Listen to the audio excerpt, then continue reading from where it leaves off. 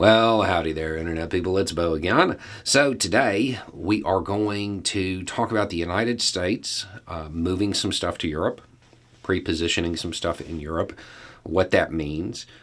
We were going to talk about this subject anyway, but we also got a message that allows us to reiterate the very important lesson of don't just read the headline. And allow that to confirm whatever bias or belief you may have. Okay, so here's the message. You made a big deal about Russia using unguided weapons and said they'd only use them if they ran out of precision-guided munitions. I read the U.S. was sending gravity bombs to Europe. Is the U.S. out of guided weapons? Does the U.S. still own the sky? Or are you ready to admit Russia is the same as the U.S. militarily? Or will you just ignore this because it doesn't fit your Russia is bad narrative? Okay, yes, true enough. The United States is sending gravity bombs, a specific set of gravity bombs to Europe. This doesn't actually have anything to do with Ukraine. This has been something that has been scheduled for literally years. But they're gravity bombs. They're not precision by U.S. standards. But keep in mind, U.S. standards for precision guidance is, they can hit the balcony they're aiming at. They're not just falling, though. They have fins on them that guide them to the target.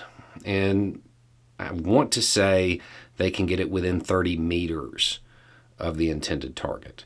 The specific type is B6112. Now, 30 meters isn't accurate by U.S. standards. There are some countries who used to be viewed as near peers who would consider that precision. But in this case, it's kind of relative because this doesn't have anything to do with Ukraine, even though these are going to Europe. With this particular device, if I am standing in a brick home and it lands 30 meters away, completely misses the house, do you know what I become? A fireball. At 100 meters away, I become a fireball. I become a fireball then too. If it lands 1.5 miles away, the building I'm in will collapse. I don't make it. At 2 miles away, survivability starts to increase, but I'm covered in third-degree burns. At 4.5 miles away, more or less, there's increased survivability, but I'm definitely not having a good day from shattered glass, flying debris, so on and so forth. The difference between these munitions and the type that we were talking about at the time when we were talking about precision-guided munitions is that a B6112 is a dial-a-yield. It's a nuke. It's a nuclear weapon. Accuracy becomes very relative when you're talking about an area of destruction that's, 9 or 10 miles across.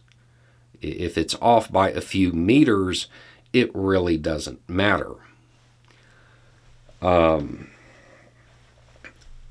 numbers I just gave were for the upper end of the dial. It's not actually a dial, by the way.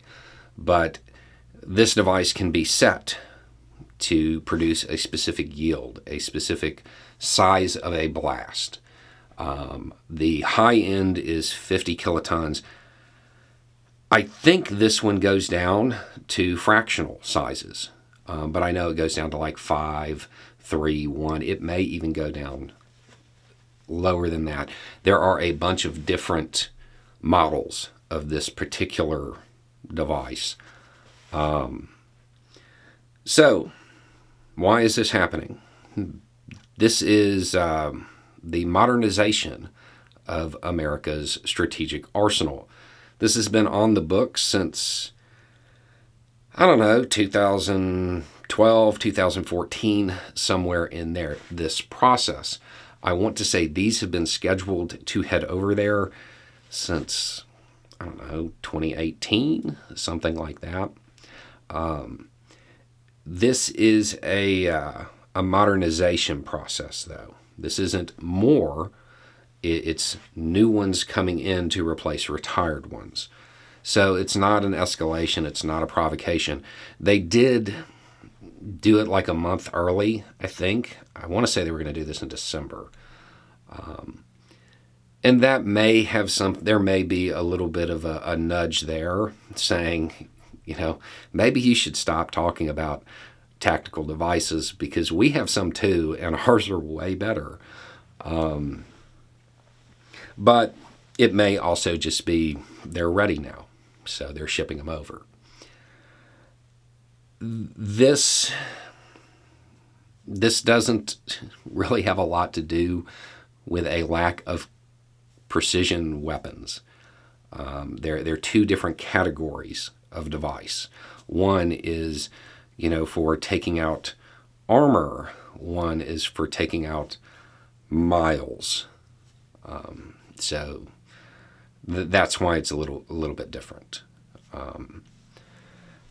Rest assured, the United States still does in fact own the skies, and does in fact have just warehouses full of PGMs at its disposal. Anyway, it's just a thought. Y'all have a good day.